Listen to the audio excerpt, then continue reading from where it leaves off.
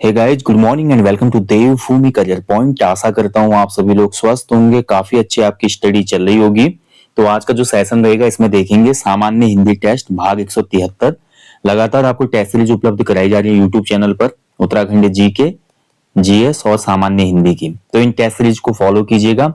UK triple SC के नवीनतम pattern पर आधारित ये टेस्ट सीरीज आगामी सभी परीक्षाओं के लिए बेनिफिशियल रहेंगी। बाकी इसके अलावा देखिए आजकल स्पेशल फैक्ट वाली क्लासेस भी आपको दी जा रही हैं, उत्तराखंड जीके, सामान्य हिंदी और जीएस वाली। तो इन स्पेशल फैक्ट क्लासेस को भी आप जरूर देखिए, इसका भी निश्चित लाभ आपको आने वाले सभी परीक्षाओं में देखने को मिलेगा। तो चलिए आज देखेंगे सामान्य हिंदी टेस्ट पार्ट 173। और जिन भी बच्चों को यूके ट्रिपल एससी की पेड टेस्ट सीरीज चाहिए फुल लेंथ, तो उनके लिए कोर्स एप्लीकेशन स्टोर पे 50 full length evergreen test series, ठीक है, जिसमें आपको 50 फुल लेंथ प्रैक्टिस सेट दिए जाते हैं, बाइलिंगुअल हैं, आयोग के लेटेस्ट पैटर्न पर हैं। उसके अलावा इसमें आपके 20 टॉपिक वाइज टेस्ट रखे गए, 20 टॉपिक वाइज टेस्ट हैं, और साथ ही जनवरी से लेकर अभी तक का हर महीने का उत्तराखंड एवं नेशनल इंटरनेशनल करंट अफेयर्स के टेस्ट भी उपलब्ध कराए गए हैं। तो बहुत ही बेनिफिशियल ये टेस्ट सीरीज है, साथ ही 1 साल की वैलिडिटी है। तो इंग्लिश मीडियम वालों के लिए भी बेहतरीन है क्योंकि बाइलिंगुअल है, तो कोई परेशानी आपको नहीं होगी। चलिए सेशन को शुरू करेंगे। देखेंगे आज सामान्य हिंदी टेस्ट पार्ट 173। पहला क्वेश्चन देखेंगे। तो पहला क्वेश्चन है, देखिए, दिए गए विकल्पों में से द्रविड़ परिवार की भाषा कौन सी है। तो जो हमको विकल्प दिए गए हैं आप बताइए, इनमें से द्रविड़ परिवार की भाषा बतानी है आपको, ठीक है। तो देखिए जो भाषा परिवार है, आपने भाषा परिवार का अध्ययन किया होगा, जो हमारा पहला ही टॉपिक है हिंदी का, ठीक है, उसमें भाषा परिवार है, जिसमें द्रविड़ परिवार भी एक मुख्य है। द्रविड़ परिवार में आपके साउथ इंडियन जो हमारी लैंग्वेजेस आती हैं वो आती हैं, ठीक है, जैसे कि तमिल हो गई, तेलुगु, मुख्य बता रहा हूं मैं, ठीक है। इसके अलावा कन्नड़, केरला की मलयालम, ठीक है, साउथ की तुलु। तो ये कुछ प्रमुख बोलियां हैं। द्रविड़ परिवार की मुख्य अगर भाषाओं की बात करें तो उसमें तमिल, तेलुगु, कन्नड़, मलयालम, तुलु, गोंडी, ठीक है, अन्य भाषाएं भी इसमें रखी जाती हैं, ठीक है। तो यहाँ पर जो ऑप्शन हो जाएगा सी आंसर सही हो जाएगा। कन्नड़ जो है, कन्नड़ कहाँ बोली जाती है आपकी, कर्नाटक रीजन में, देखिए कर्नाटक रीजन में कन्नड़ बोली जाती है, ठीक है। मलयालम कहाँ बोली जाती है, केरल में। तेलुगु कहाँ बोली जाती है आपकी, आंध्र प्रदेश और आपका तेलंगाना में, ठीक है। और तमिल भाषा आपकी बोली जाती है तमिलनाडु में। और तमिल भाषा जो है बहुत सिमिलर है किसके, संस्कृत के, ठीक है। संस्कृत के अधिकांश शब्द प्रयोग होते हैं तमिल भाषा में, ये आपको ध्यान रखना है, प्राच्य भाषा है तमिल काफी। चलिए अगले क्वेश्चन की तरफ बढ़ेंगे। उचित तत्सम शब्द का चयन कीजिए और निम्न वाक्य को पूर्ण करें, ठीक है। तत्सम शब्द होगा तो आपको तत्सम शब्द चयन करना है। पति के पिता को क्या कहा जाता है, तो पति का पिता जो है उसको ससुर कहते हैं, ये तो सबको ही पता है। अब ससुर का तत्सम पूछ रहे हैं यहाँ पे, तो जो ससुर का तत्सम होता है, राइट आंसर हो जाएगा इसका ऑप्शन बी, स्वसुर, ठीक है। ध्यान रखेंगे ऑप्शन बी इसमें बिल्कुल सही है, स्वसुर होता है ये, ठीक है। आधा सौ, फिर वो, फिर सुर, ठीक है, स्वसुर। चलिए नेक्स्ट क्वेश्चन की तरफ बढ़ेंगे। निम्न कथनों पर विचार कीजिए और सही कूट का चयन कीजिए, ठीक है। तो क जो कथन है इसमें दिया गया, देखिए, सभी स्वर सघोष होते हैं। तो क्या सभी स्वर सघोष होते हैं, ठीक है। तो जितने भी स्वर होते हैं हिंदी वर्णमाला में सघोष होते हैं, बिल्कुल सही है। सभी स्वर अल्प प्राण होते हैं। तो दूसरा जो स्टेटमेंट है ये भी बिल्कुल सही है, हिंदी में जितने भी स्वर होते हैं वो सघोष और अल्प प्राण होते हैं, ठीक है। तो सेकंड भी सही है, यानी कि दोनों कथन सही है, हो जाएगा ऑप्शन डी इसमें सही उत्तर है, दोनों ही कथन सही है। चलिए आगे बढ़ेंगे। निम्न में से विलोम शब्दों का सही युग्म चयन करना है आपने, ठीक है। सही युग्म कौन सा हो जाएगा ये आपको बताना है, इसमें सही युग्म का पूछ रहा है इसमें चयन, ठीक है। तो देखिए सही और सही नहीं है ऐसे क्वेश्चन में ध्यान दीजिएगा। यहाँ पे बोला है कि सही युग्म कौन सा है, यानी कि 4 ऑप्शनों में केवल एक युग्म सही है इसमें, बाकी 3 गलत हैं। तो राइट आंसर है इसमें देखिए आपका ऑप्शन बी इसमें सही है। आकुंचन का विलोम होता है आपका प्रसारण, ठीक है। आकुंचन का विलोम प्रसारण होता है, तो बी ऑप्शन सही है। अल्पज्ञ जो होता है, देखिए अल्पज्ञ का विलोम क्या होता है, तो अल्पज्ञ का विलोम होता है, अल्पज्ञ मतलब बहुत कम जानने वाला, ठीक है।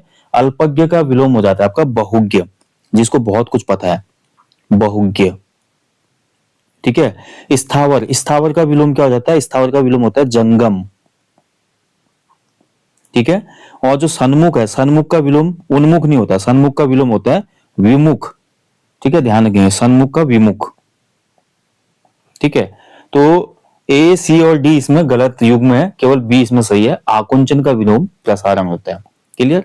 ऐसे क्वेश्चन आयोग पूछता है आजकल, काफी ज्यादा ट्रिकी क्वेश्चन बनाने लग गया आयोग भी। जो पत्रकारिता सरकार के कामकाज पर निगाह रखती है और गड़बड़ियों का पर्दाफाश करती है, उसे कौन सी पत्रकारिता कहा जाता है? तो बताइए।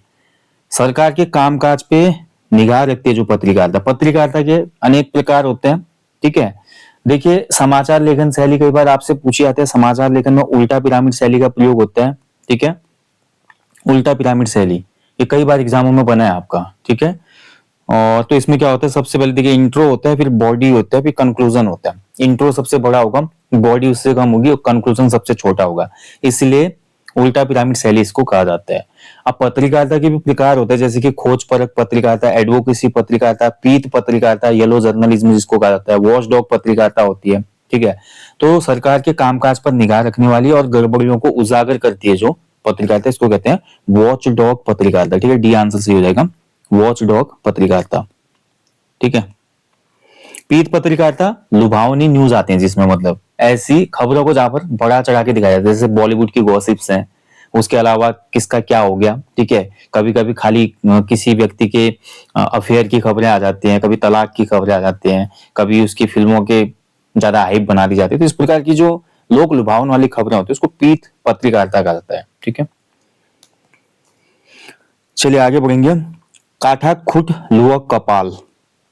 ठीक है, तो काठक, काठक मतलब लकड़ी, लकड़ी। खुट मतलब पैर, लुवक यानी कि लोहा, कपाल यानी कि माथा। ठीक है, आप समझ गए ना, लकड़ी के पैर और लोहे का माथा।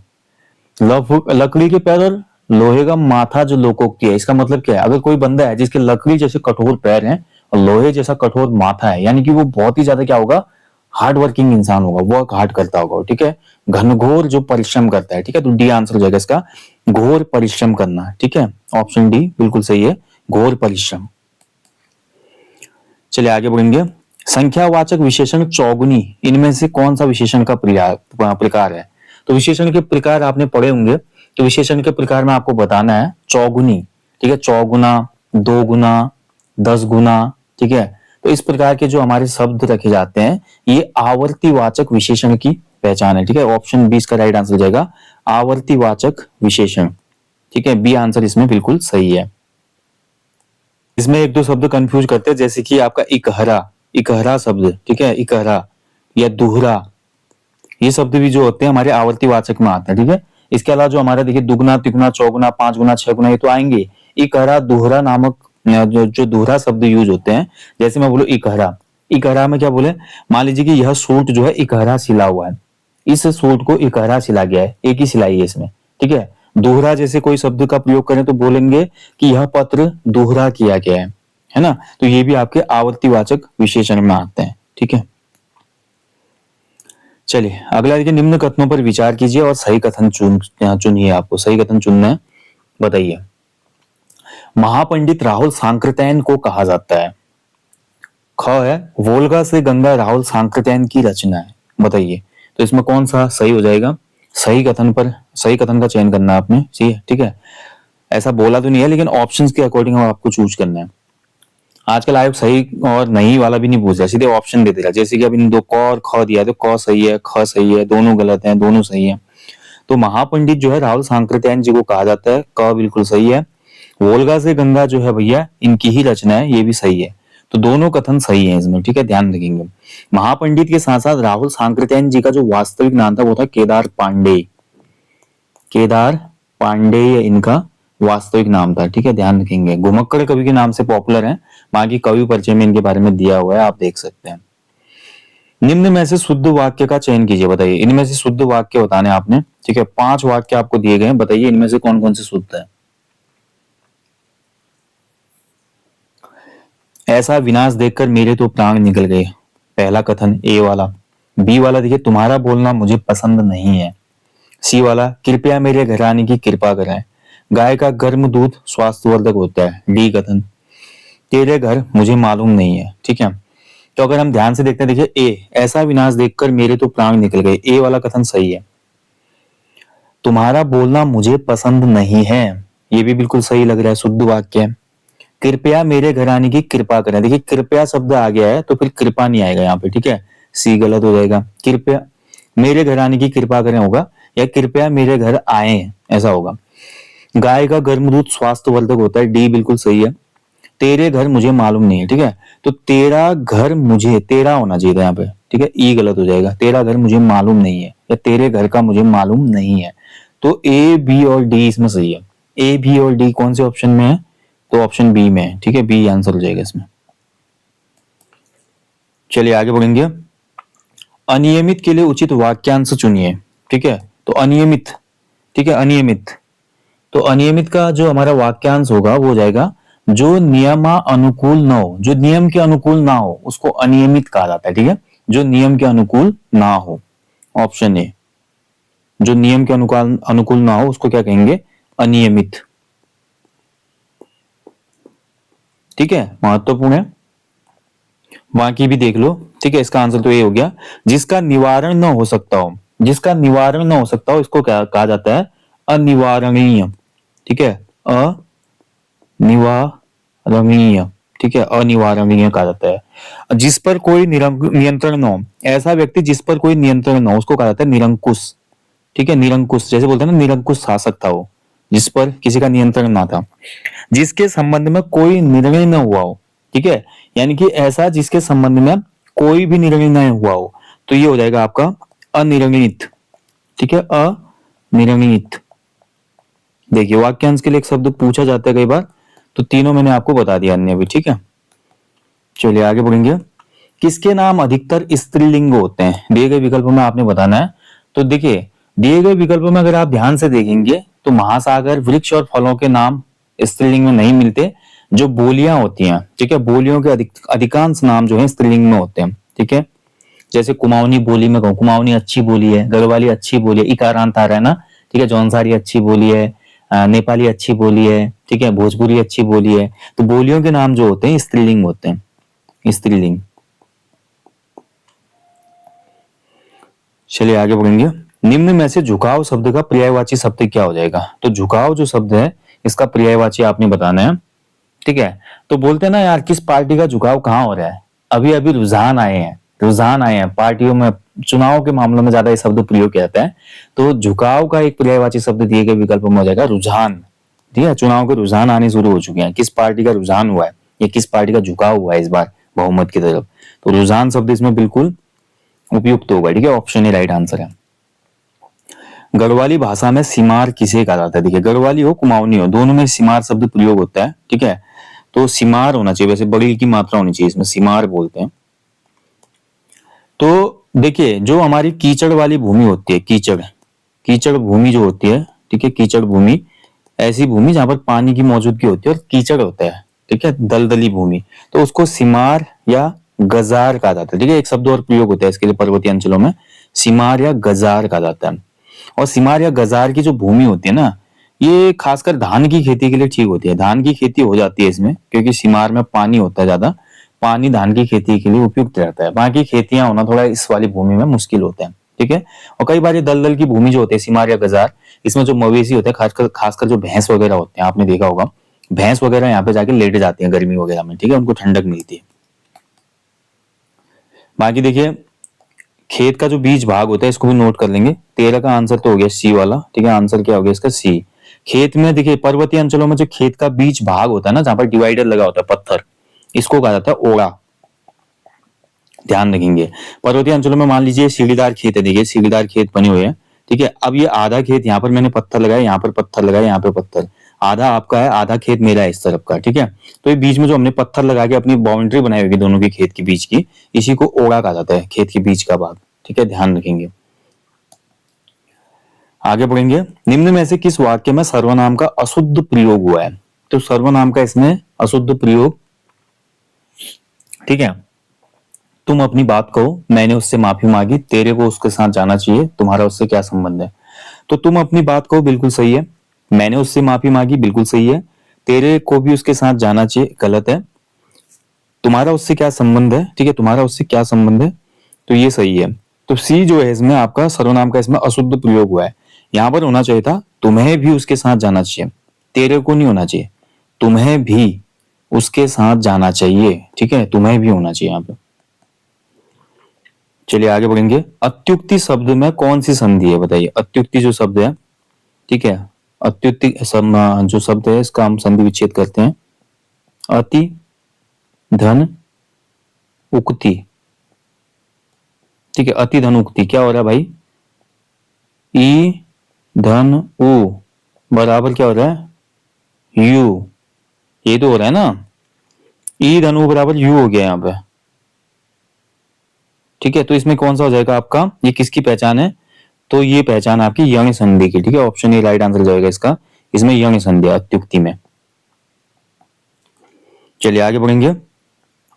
किस विकल्प में शब्द युग्म का अर्थ भेद सही नहीं है, तो देखिए शब्द युग्म दिए गए तरफ, दूसरी तरफ उनके अर्थ दिए गए हैं, कौन सा इसमें आपका सही सुमेलित नहीं हुआ है।